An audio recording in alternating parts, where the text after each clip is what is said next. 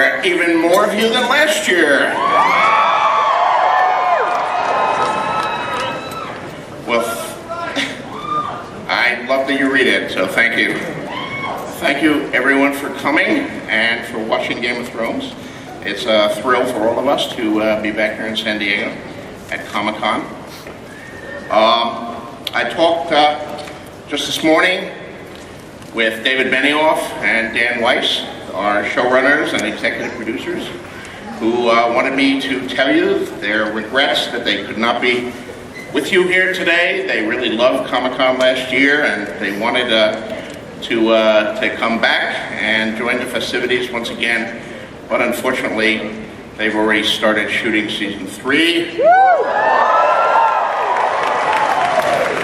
And, you know, it wasn't enough for them to be executive producers and main writers and the showrunners. They've decided to be directors too. So obviously they felt they did not need to sleep any longer, and they've gone direct to that. But David and Dan are thinking of you and send their best. I also have to extend regrets for my co-creator, that 13-year-old who's in charge of the boobies.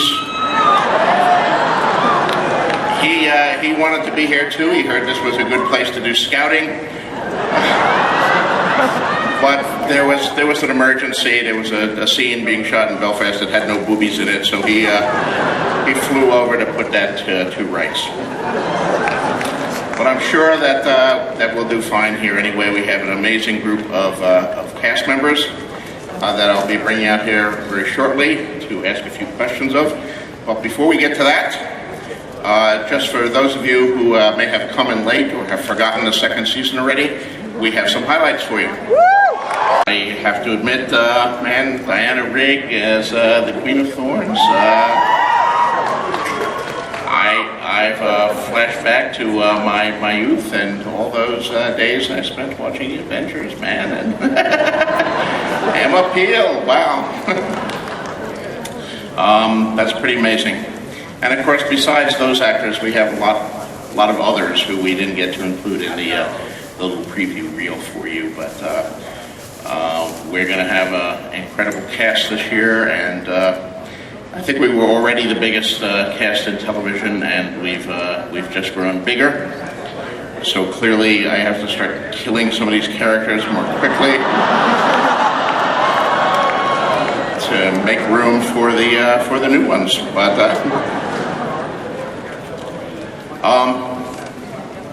so let me bring out some of our panelists and introduce you today here. There are many people who produce the show that you see every week on HBO. Not all of them are on camera. Some of them do their work behind the camera, but their contributions are, immense, and without them, the show would not exist. One of them is our executive producer, Carolyn Strauss.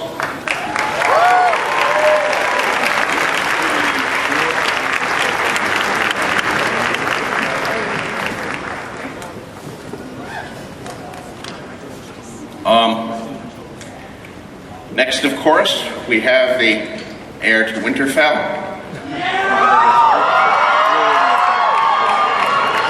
Robb Stark. King of the North, Richard Madden.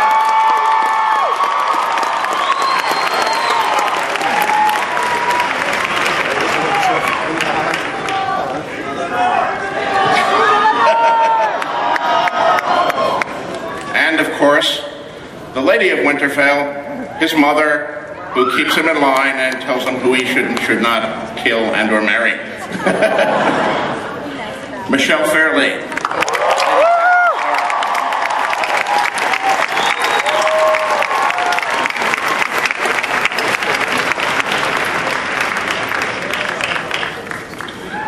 And yet, those of you who have watched the show know that the Starks have actually lost Winterfell, so the current Prince of Winterfell, proper heir to the Iron Islands, former ward of Eddard Stark, and currently not in good graces with the House of the Direwolf, the heir to Pike, Theon Greyjoy, Alfie Allen.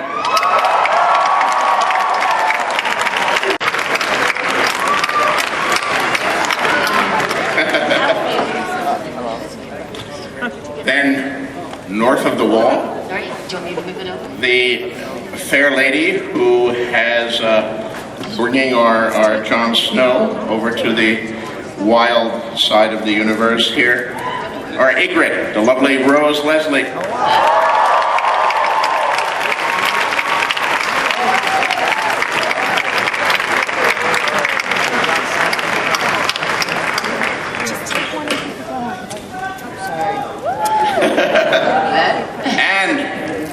Last but certainly not least, the only member of last year's Game of Thrones panel courageous enough to return once again to face you in San Diego,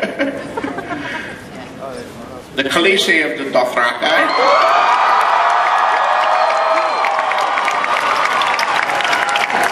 and right-born heir of House Targaryen,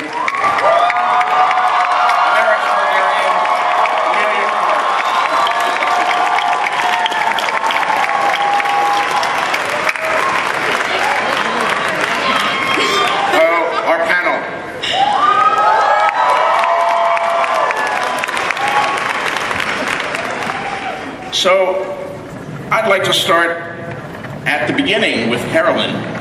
Thank you, George. Carolyn was part of HBO before there even was a Game of Thrones.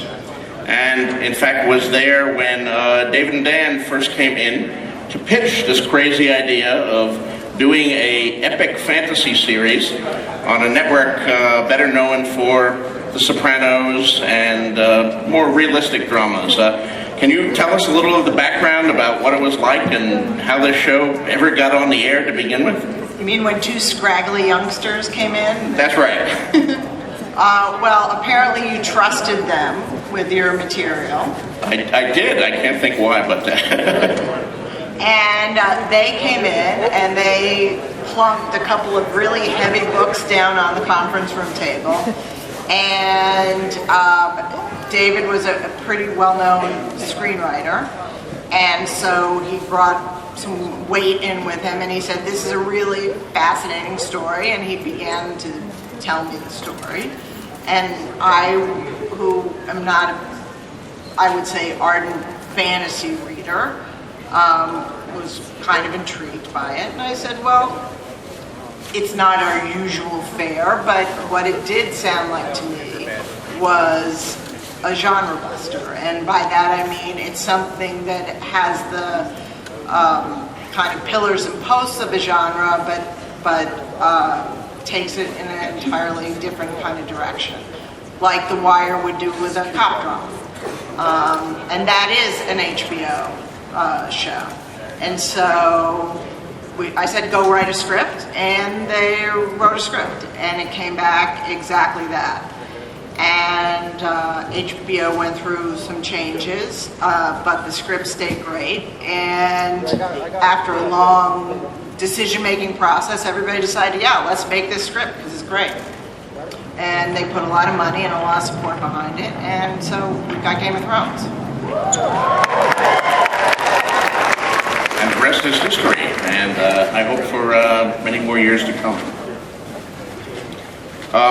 One of the things that distinguishes Game of Thrones, I think, and of course the books that I've written, is gray characters.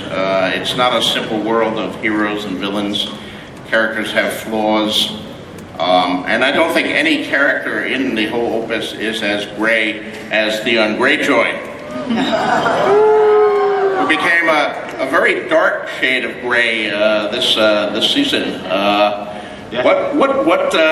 How do you like playing? Would you rather play a more heroic character? Do you like playing is Theon a villain in your mind? Is he a flawed human being? How do you see Theon? No, I wouldn't say in my mind he's a villain. He's just kind of misguided. He's got issues, but you know, I can relate to that. So it's cool, man. I like you said, you know, everyone's sort of flawed in it, so it's cool. I think sort of, you know, darker, more complex characters are more interesting to play than sort of straightforward sort of heroes. But I don't think there is any sort of straightforward heroes even in Game of Thrones. So, sorry, I'm talking to George. I should be talking to you, really, shouldn't I? But yeah, it's been great to play, and I'm just happy to be part of it. So good. Now, I have noticed that Theon, as in the books, does have a healthy libido. You've had sex scenes with Roz, the red-headed whore. I have. The captain's daughter, Osha the wildling. Yeah. Almost with your sister. Yeah. All thanks to things I wrote. And have I gotten even a box of chocolates? They're coming. They're in the post, George. They're in the Oh, okay. Yeah. So what's it like doing all those sex scenes? It was fine. It was good. You know, I enjoyed it. It was good. It was. I wanted to kind of, get into shape for it anyway, because I wanted to feel like a warrior. So it was kind of cool doing that. But it was great. They kind of. I think the sex scenes which you do see in it are kind of with prostitutes, so he's kind of paying for it. So it's not like he's a stud muffin in the Game of Thrones world. No, I enjoyed it, man. It was good. I just, it was great. I just, like I said, just got into shape for it, and it was all good. I hope it came out well. I think it came out well. Yeah. They seem to have liked it. So. Pardon? So far, so good. So far, so good. So Richard, you've done a sex scene too this season. How was that, dude? Would you rather do the sex or the violence? Oh, that's a tough one. I don't know. I think I'd rather do the violence. I get more of a kick out of that than standing on a quite cold set in Ireland with all my clothes off. Swinging a sword's a bit more fun. For sure. I'll say that now. On camera now, I'll say that now. Now, you may not know that Richard, in addition to being Robb Stark, is also the best-dressed man in Scotland. So I'm sure you can find many useful sartorial hints here at Comic-Con from some of the costumes that folks are wearing that the Scots probably don't even know about. Capes, it would go well with kilts and stuff like Capes? that. Yeah, capes, yeah.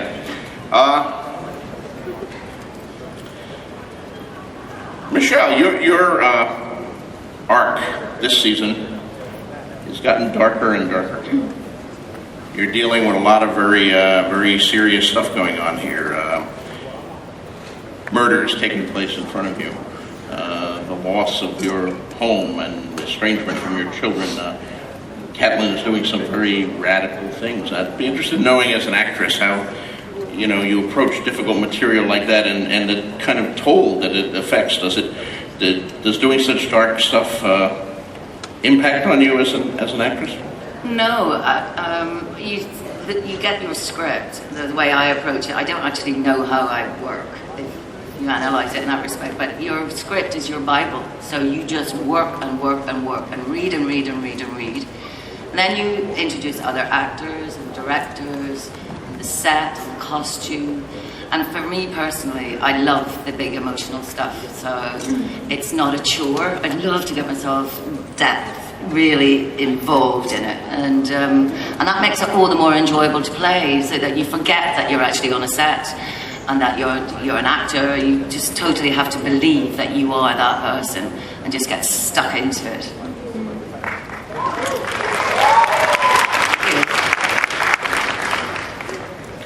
Rose, you're the new kid on the block here. I am. Joining a set and a show already established, and the first thing they did was send you off to Iceland. I know.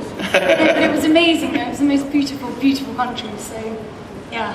Colder than Scotland, you were telling me before. A lot colder than Scotland. And actually, I didn't think anything would be colder than Scotland, but no, Iceland takes a piss off. Yeah. Rose is actually the only member of our cast to actually been born and raised in a castle. Yes. Yes. So tell us about your castle.